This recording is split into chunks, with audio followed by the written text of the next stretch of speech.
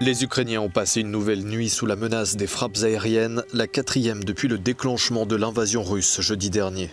Nombre d'entre eux ont passé la nuit de dimanche à lundi dans des abris souterrains, des caves ou dans le métro. Le président Zelensky a prévenu dimanche soir que les prochaines 24 heures dans la capitale seront cruciales. Alors que les forces ukrainiennes ont déclaré avoir repris le contrôle de Kharkiv, deuxième ville du pays, l'annonce de pourparlers russo-ukrainiens font planer l'espoir, bien que faible, d'une éventuelle trêve. Face à la menace nucléaire brandie par Vladimir Poutine, Bruxelles a annoncé ce week-end fermer l'ensemble de l'espace aérien de l'Union européenne à tous les avions russes et débloquer 450 millions d'euros pour financer des livraisons d'armes à l'Ukraine. L'Ukraine qui pour l'instant fait état de quelques 200 civils tués et plusieurs dizaines de militaires morts au combat.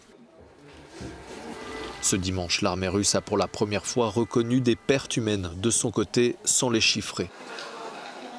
Ce lundi, l'Assemblée générale des Nations unies doit se réunir en session extraordinaire d'urgence pour que ses 193 membres se prononcent sur l'invasion de l'Ukraine par la Russie.